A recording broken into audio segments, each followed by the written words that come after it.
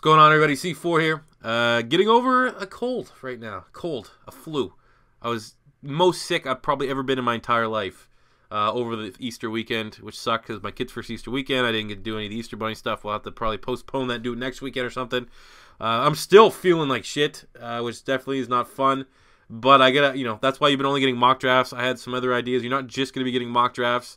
I have some Madden content. I have some an NCAA series that I really want to start. I did a bunch of work to, was getting ready to record it, and then I literally was like, I'm dying. I got to go to bed. So that will be coming sooner than later, but the mock drafts until I'm back to 100% health. What do you talk about the trade that happened? Where the New England Patriots sent Brandin Cooks and a 4th round pick to the LA Rams for a 1st and 6th rounder. Now, what does this mean for the New England Patriots? What it means for the New England Patriots is they have 2 first-round picks. What it means for the New England Patriots is maybe Bill Belichick has something on his sleeve to get Tom Brady's replacement. Or, typical Bill Belichick, he's going to find a way to trade both the 23rd and 31st overall pick. I need to remind all the Patriot fans, you guys hold the 31st overall pick, which goes to the Super Bowl runner-up. And just in typical Belichick manner, just find a way to get like as many 2nd and 3rd round picks. It always seems like he wants to trade back more often than not. It's not a bad thing. He's drafted particularly well. It actually seems like Belichick has like a good year than a bad year, but more often than not, I would say credit where credit is due for the Belichick. His mid-round picks, his value picks tend to hit, and they'll do damage for that 1st-round pick. But for me, the confusing thing comes, or the talking point, comes when Brady Cook's obviously going to the Rams. Why are the Rams making this move? Why are the Rams, helping add fuel to the fire? That where NFL fans, I think, and Mr. Hurricane tweeted this out on Twitter, where NFL fans want that developmental league. They want that spring league for the National Football League. And we have it. It's called the AFC. The AFC is about as... It's not that bad. It's not as bad as people make it out to be. It's bad. The AFC is not competitive whatsoever. It's an absolute cakewalk if you're the top of your division. But it's not that bad. I mean, everyone clearly knows, when you talk about the Patriots, it's pretty much going to be the Patriots and someone else every single year deep into the playoffs. But I think if Deshaun Watson, the Texans are coming up. You got a couple teams that could surprise people if they can stay healthy. They could be dangerous. But going on paper, what we have right now, the AFC is an absolute cakewalk. And compared to the NFC and the teams that are built in the NFC, it's almost embarrassing. Like if you're trying to compare the two, it literally looks like Division 1 and then Division 2. And when you look at the Rams making this Brandin Cooks move, getting one of the probably the most explosive playmaker on the New England Patriots, it makes them that much closer to competing with the Minnesota Vikings, with the Philadelphia Eagles. Do I think it takes them up to their level? I don't think so. I still think that their linebacking core and their offensive line is not elite, not great.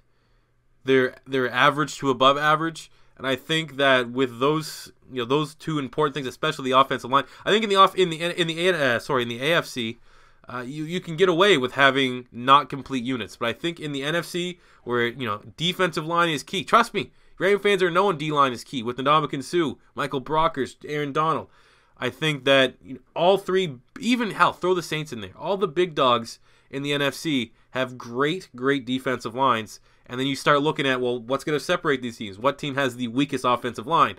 Luckily, my Philadelphia Eagles, out of the big dogs, have the best offensive line. And then you probably go down and say, the Minnesota Vikings and the Rams are down there, middling it out. The Rams have Andrew Whitworth, Saffold. Those guys are solid. Sullivan's solid.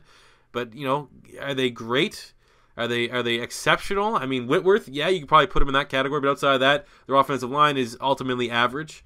When you look at the Minnesota Vikings, we're not talking about the Vikings, but the Vikings offensive line, they played better. A lot of them guys played higher than what you would assume last season. Good form. But bringing it back to the Rams, trying to maintain pace, we'll use my Philadelphia Eagles because I'm an Eagle fan. It's definitely worrisome. I mean, I don't want to come out and say, like, I'm going to crap on the Rams on this deal. I think ultimately they gave up too much. I don't understand their pursuit for that other wide receiver. I think what they have there is fine. I think Robert Woods is a low-end wide receiver 2, good wide receiver 3. I think that Cooper Kupp's an emerging type player that can play slot, can play a little bit of outside, but ultimately is a starting wide receiver with a lot of upside on a rookie deal that could very well become like Jared Goff's favorite target in the future. I think that you got some young talent in there like Josh Reynolds from Texas A&M, great athlete. And, when you look at their team, ultimately, the the Minnesota Vikings, we're talking about these three teams. The Minnesota Vikings are in a win-now period because ultimately that's why they went out and spent all that money, that huge contract on Kirk Cousins, because all their good players on defense are in their prime, nearing the end of the prime. Harrison Smith is in his window right now. This is the window for Harrison Smith to win. This is the window for Everson Griffin. This is the window for Sendeo. This is the window for Adam Thielen. This is the window for Kyle Rudolph. Major bits of that core for the Vikings, like they had to go out and do this now because, it's closing. But when you look at the Rams, they got all their good players are pretty much young. Outside of like Andrew Whitworth, everyone else is well into their first contract or second contract. Aaron Donald, Todd Gurley, Jared Goff.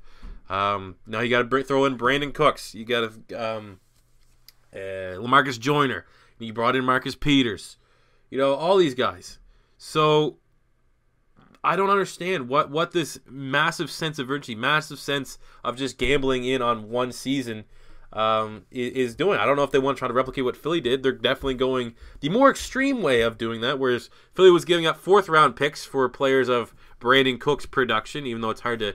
Ultimately, I think if you put what Jay Ajayi is to the running back spot, what Brandon Cooks is to the wide receiver spot, I actually think those players are probably in the same type of tier for their respective positions. Philly gave up a 4th-rounder. Rams gave up a 1st-rounder. There's a drastic thing. Philly got a guy on a rookie deal. Rams are paying him $8 million. So it's a little bit different, and I'm confused by it. I definitely want to hear why Rams fans are so desperate to just continue to just butcher their salary cap. Like, there's the only way from a neutral standpoint that I can understand this move is that where teams view their window as aging players and players on big contracts, like we got to win now because there's no way in hell we're going to be able to keep this player on this salary next season, or he's probably going to retire, or he's losing a step. Is the Rams are currently at the inverse of that, right? They're currently at like, well, we have all these young players that are really good, and there's no way in hell we're going to be able to re-sign them all. So right now, this year, 2018, 2019 is our window before we just lose everyone to free agency. So if that's the standpoint, I don't think that's how you want to build your organization around, because you want to keep the players you draft, and with the deals that they're making, all I know is that I feel like Aaron Donald or Todd Gurley is gonna go. There's just gonna be no salary cap to keep both those guys. Gurley is gonna have a Le'Veon Bell scenario. I can see that planning out. They tag him and stuff. He wants to get paid like wide receiver, running back. Try to reset the market. Donald's gonna get paid an absurd amount of money. If Fletcher Cox here in Philadelphia is a $100 million man, Donald's at least $100 million. And now you just you got to prepare for Goff. You got to I don't know, man. I like the Rams as a neutral, as long as they're not playing my Eagles, even though what happened with Carson Wentz happened against the Rams. That was more Carson Wentz's fault. The Rams are, from a neutral standpoint, an exciting team to watch.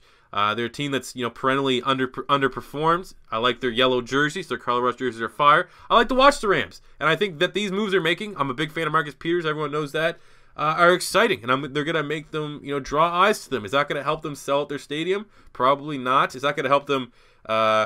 at least at their home games, have more home fans than away fans, hopefully.